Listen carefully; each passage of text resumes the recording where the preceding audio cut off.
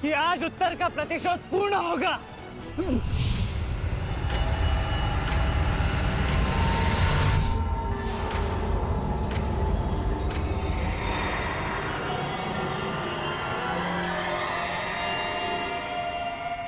फिर से मूर्खता कर रहे हो अभिमन्यु। मेरी शक्तियों के बारे में ज्ञात नहीं है। शत्रु का क्रोध मुझे और बलशाली बनाता है। बलशाली।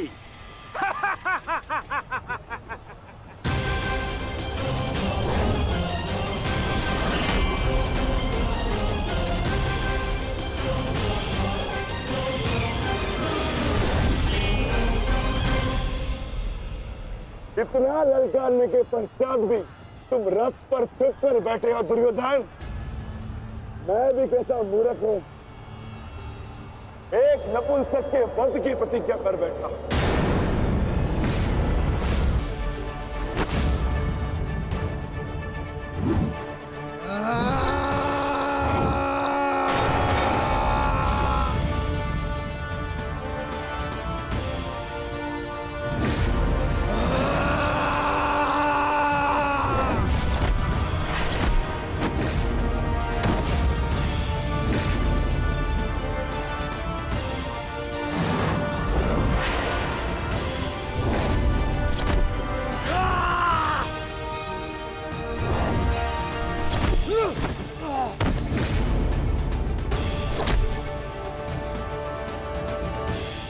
दुर्योधन मारो!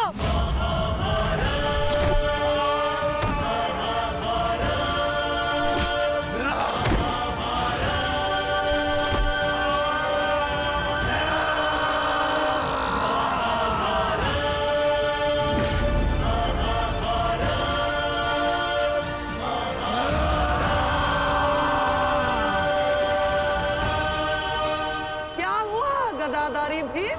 अब दिखाओ तुम्हारा पौरुषत्व। या कहो तो हस्तिनापुर की स्त्रियों से आभूषण लाके तुम्हें पहना दूं? क्या हुआ? युद्ध बातों से नहीं, बल से जीता जाता है। यदि इस जैसे शरीर में जरा सा भी साहस बचा है तो और प्रहार कर मुझ पर। अरे ये क्या पहचानेगा अपनी शक्ति को?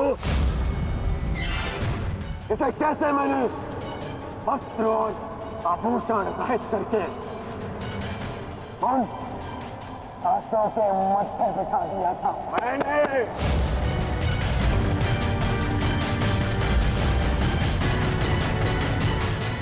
कदाचित ये भी भूल गया है कि कैसे मैंने बड़ी सभा में उस दासी द्रौपदी को उसका उचित स्थान दिखाया था।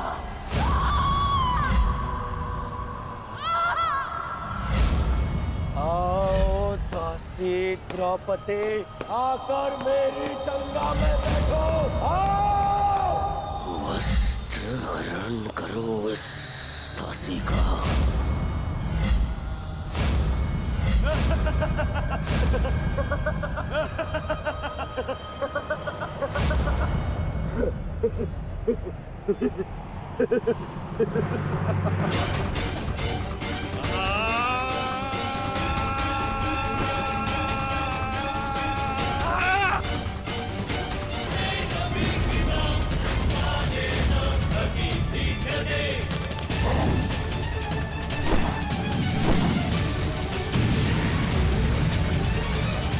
गंगा पुत्र, दुर्योधन की रक्षा कीजिए गंगा पुत्र। महामहिम, ये क्या कर रहे हैं आप? अपने वचन को पूर्ण कीजिए। आज यदि आपने भीम का वध नहीं किया तो हस्तिनापुर का युवराज घर नहीं लौटेगा। महामहिम। भीम, रुक जाओ। दूर हो जाओ दुर्योधन से, अन्यथा मुझे तुम्हारा वध करना होगा।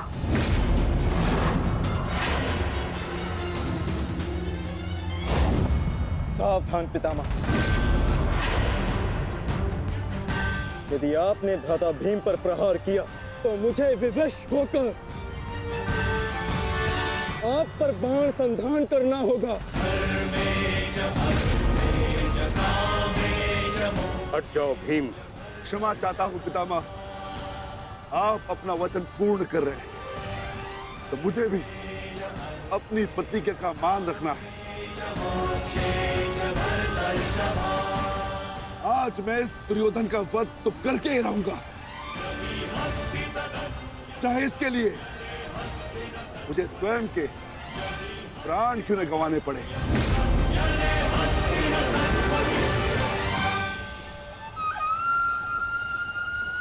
स्वयं के प्राण गंवा सकते हो भीम, परंतु क्या अपने दोनों भ्राताओं को इस आहुति में झोंक दोगे तुम? तुम्हारी इस भूल का फल नकुल और सहदेव को भुगतना होगा भीम। जरा देखो उधर।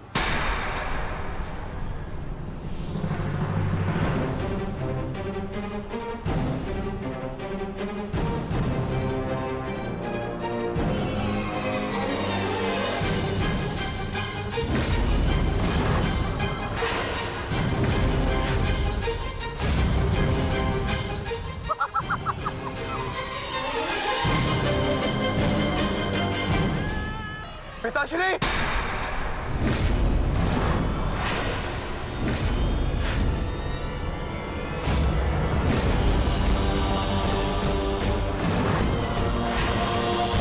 शस्त्र को नीचे करिए द्रोण, अन्यथा सदैव के लिए पुत्र से हाथ खो बैठोगे।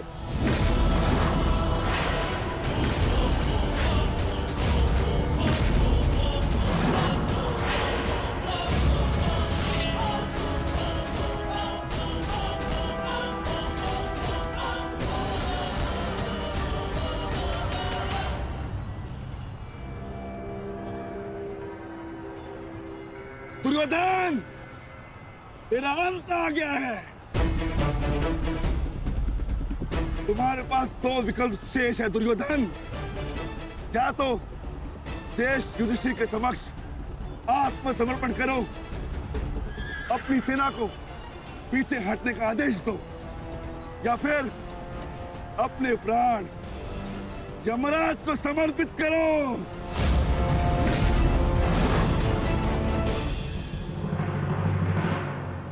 मारो भीम, मारो! शीघ्रता करो भीम! इतनी भी क्या शीघ्रता है राजकुमार युधिष्ठिर?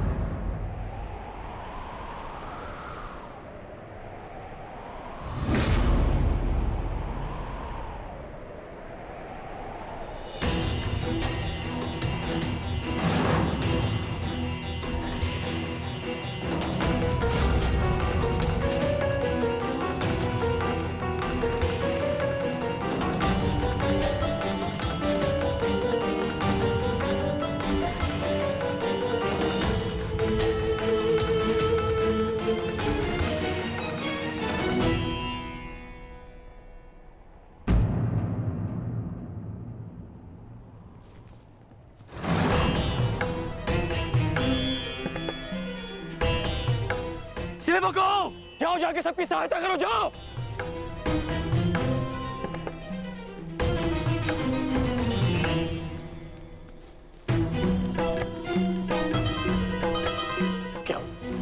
क्या हुआ?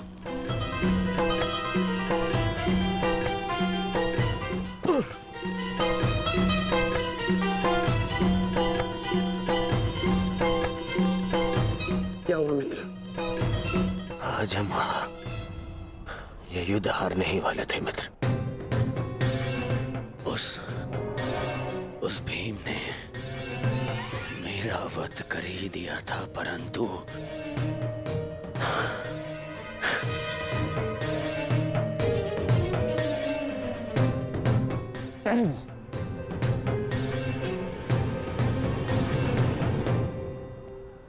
ठीक समय पर आकर वृषसेन ने पूरी परिस्थिति को ही बदल दिया।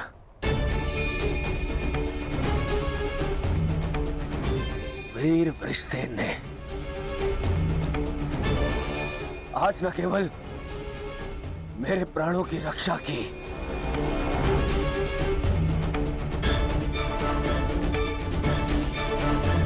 अभी तो कौरव सेना को एक लज्जाजनक हार से भी बचाया।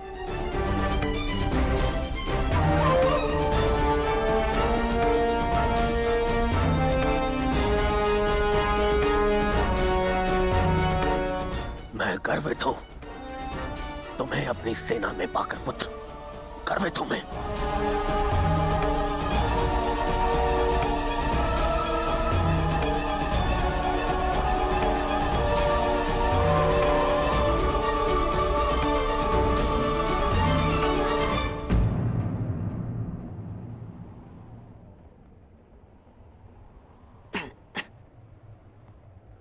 आप फिर से मेरे घाव देख रहे हैं ना पिताश्री, और मैं फिर से यही कहूंगा, चिंता मत कीजिए। आज का युद्ध समाप्त हुआ और युद्ध भूमि में जो कुछ भी हुआ उसे भुला देना ही श्रेयस्कर है, अपितु उन बाधाओं को समझने का प्रयास करना चाहिए जो हमें विजयश्री बनने या प्राप्त करने से रोक रही है।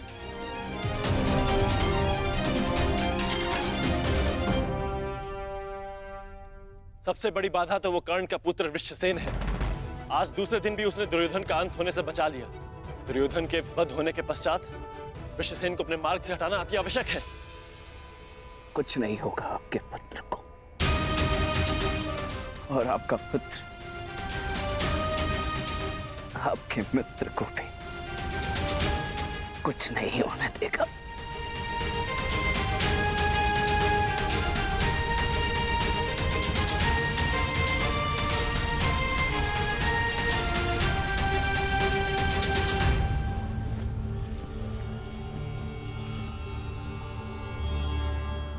मित्र, आज का दिन हमारे पक्ष में नहीं था। तुम हमारे साथ होते तो कदाचित ऐसा नहीं होता।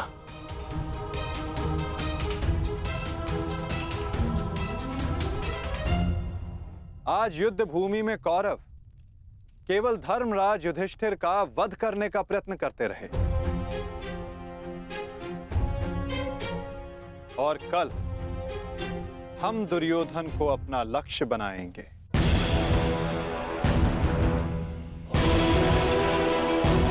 क्योंकि दुर्योधन के अंत के साथ कौरवों की पराजय भी निश्चित है।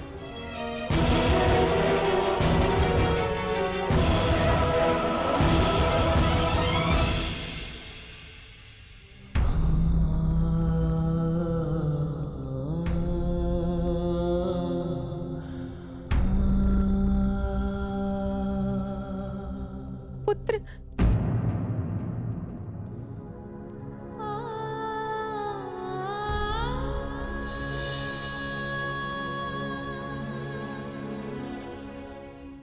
क्या दशा बना दी है इस युद्ध ने तुम्हारी। अरे माता, आप कब आई? माता हूं।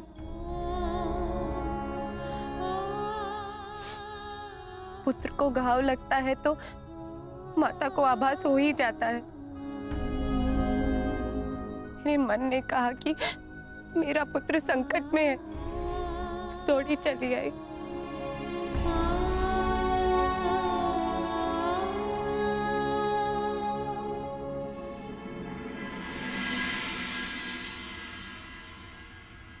परंतु आप भी तो इसके पिता हैं। क्या अपने पुत्र की इस दशा को देखकर तनिक भी दया नहीं आती? अपने पुत्र के जीवन के लिए आपको कोई मोह नहीं? मैंने निश्चित कर लिया है, तुम कल युद्ध में नहीं जाओगे।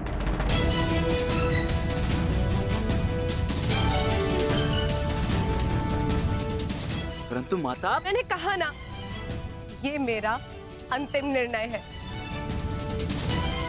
पिताश्री, ये तुम्हारे अतिरिक्त कौरव सेना में और भी कुशल योद्धा है। निश्चित रूप से कौरव सेना में कुशल योद्धाओं की कमी नहीं है पिताश्री, परंतु वृषसेन वो उन सबसे भिन्न है। उसकी सोच, उसकी प्रतिभा, उसका तेज प्रशंसनीय है। उससे द्वंद्व करते समय मैंने बहुत कुछ सीखा। यदि वो कौरव के पक्ष में ना होता तो निश्चित रूप से मेरा अभिन्न मित्र होता।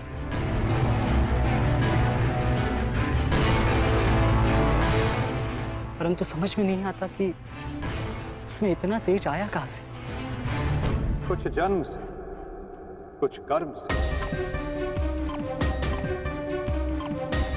वो अंगराज कर्ण का पुत्र है, जिसके मन में मृत्यु का भय नहीं, अपने कर्तव्य की ओर पूर्ण आत्मसमर्पण है। उस पर तेज स्वतः ही आ जाता है अभिमन्यु।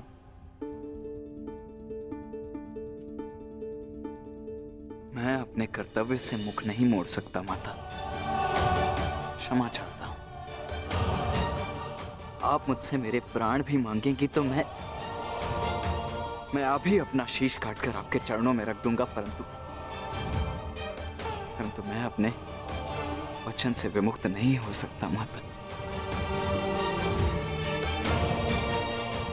मैं वचनबद्ध हूं। मैं युद्ध में पराजित होकर लौटने वाला नहीं, या तो मैं विजयी होकर कंधों पर बैठकर आऊंगा, या वीर गति को प्राप्त करके कंधों पर लेटकर।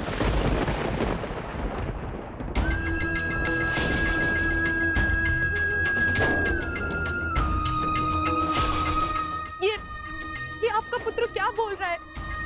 अब आप सुन रहे हैं ना? मैं आपसे हाथ जोड़कर विनती करती हूँ स्वामी, रोकिए इसे। ऐसा कैसे होने दे सकते हैं? कुछ कीजिए। करना तो तुम्हें है सुप्रिया, ममता और कर्तव्य में संतुलन करना है। तुम एक योद्धा की माता हो, तुम्हें अपने हृदय को कठोर बनाना होगा। मेरी अनुपस्थिति में हमारा पुत्र इस महायुद्ध में अत्यंत मुख्य भूमिका निभा रहा है। मुझे उस पर गर्व है और तुम्हें भी होना चाहिए सुप्रिया। युद्ध में पीछे हट जाने वाले वृषसेन का पिता आएंगे। जब युद्ध क्षेत्र में मृत्यु समक्ष खड़ी होती है तो योद्धा पुकारता है, हे मृत्यु, तैयार यदि तू आने को, प्रसन्न मुख आ, द्वार खुला है, तेरा स्वागत, प्रसन्न मुख आ।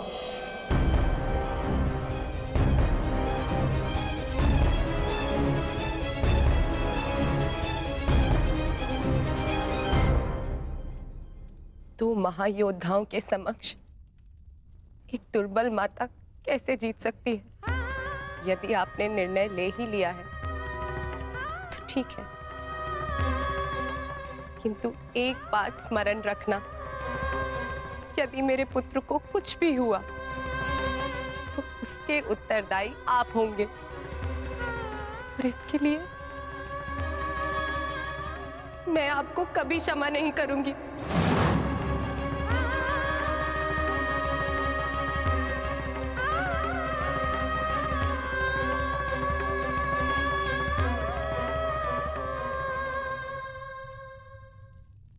आज युद्ध भूमि में पांडवों का प्रयास था कि दुर्योधन पर वश पालें। कल भी कदाचित उनका यही प्रयास होगा। इस कारणवश हमें सज्ज रहने की आवश्यकता है।